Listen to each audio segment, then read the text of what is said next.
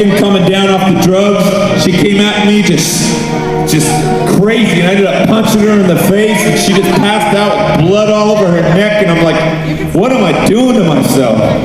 I'm just turning into this guy I hate. And one time I thought she cheated on me. I made it in my evil mind. I'm like, I'm going to sleep with this girl one more time, and then I'm going to beat her with a skateboard. So that's what I did. Afterwards, I didn't even know what I was becoming, man.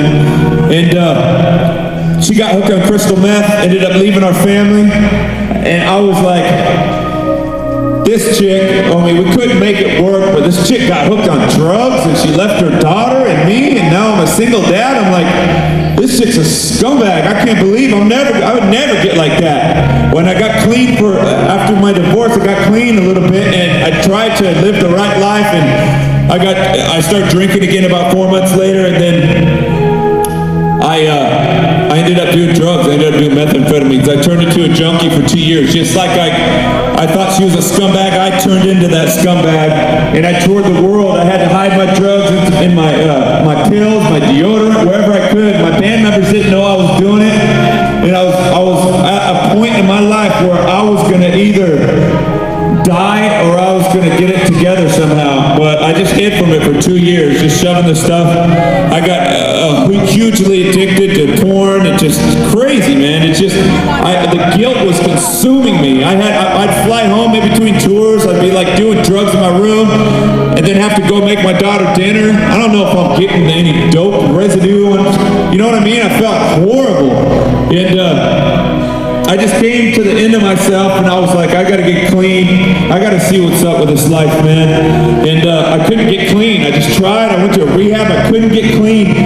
And then as a last resort, I went to this church with, I'm a guy that, like, I wasn't raised Christian or nothing, and I kind of made fun of Christians. And I was like, but they're sober. I knew a couple guys that were Christian. I was doing business with them, and they were sober, and I needed their soberness. That's what I thought. Little did I know, I went to the church, and I just listened to the pastor speak. I just gave it a chance. I was like, nothing else works. I got to go and see if this works. I just got to get off the drugs. And he said, the pastor up there said, you know what? Jesus is real. And part of me's going, yeah, how do you know, wacko? And then the other part of me's going, he's like, if you just hang out with him and tell him about your life, and tell him, just start a relationship, the things in your life will start to fall away from you one by one that are killing you, the bad things in your life. And I'm like, part of me's going, God, I want that to be true. Part of me going, this guy's crazy. How does he know? I don't see Jesus anywhere. They're looking in the air. I don't see nothing. But I decided to receive Christ. I humbled myself. I said, I'm going to try it. I tried the fame. I tried the money. I tried everything. Nothing worked. I got to try this. If it doesn't work, I'll throw it to the side and keep going. Try something else or die. So I went home, and I just got real in my closet. I lined out my drugs. I snorted a big line because I was so addicted.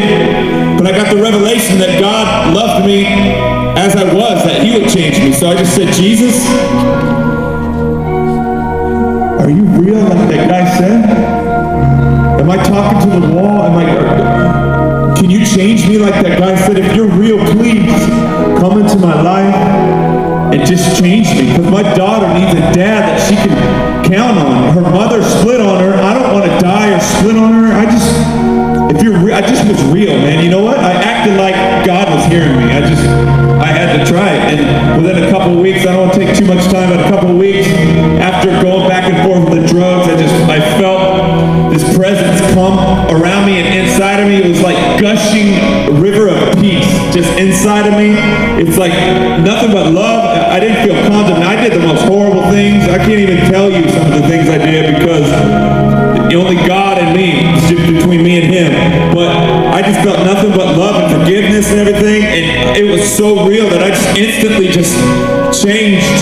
And the next day, within a week, I guess, I was able to tell my daughter, you know what, Janae, I'm gonna stop being this rock star. I'm gonna be home and take care of you. And you don't even know, her face lit up because the nannies were taking care of her. All the kids were asking her about her mom and dad, and this 5-year-old girl has to tell them, my mom doesn't live with me, my dad works all the time, like all year. So when her face lit up and everything just changed, man, it was the most awesome thing. I had to leave KoRn. I love those guys, but I had to leave and start a new life, and I'm doing it right now.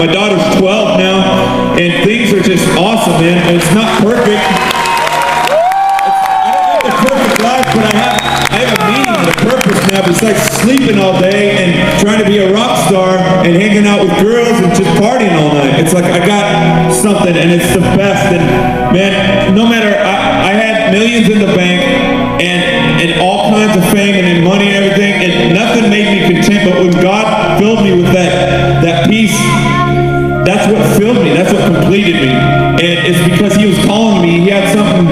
He had a relationship He wanted to start with me, and He had something for me to do. And many of you, I'm sure that you feel that uneasiness, that thing just inside of yourself where you're like, man, nothing seems to be working out. And I believe with all my heart that you're here for a reason.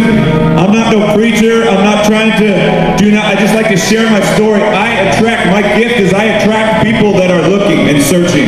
So I've been in your spot, I know. And if there's anybody here, maybe you're calling, maybe God has something. He wants a relationship with you first, but secondly, He has something for you to do. He wants to take you places that you never dreamed of. But in order to find out what your calling is, maybe it's music, maybe it's business, maybe He wants to find you your perfect mate so you can have the family of your dreams. Who knows what it is, but you're here for a reason. And if this is speaking to your heart, we just want to pass out some of these booklets to you. It's got a picture of an ugly dude on the front. Oh wait, that's me. And we're just going to pass them out to you guys. If you're feeling anything in your heart, then we're going to come up and rock this house. Just put your hands in the air if you want one of these. Right now, we're going to have our guys just pass them out. Hey, dude. Give it up for the bands, man. Children 18-3, Classic Crime.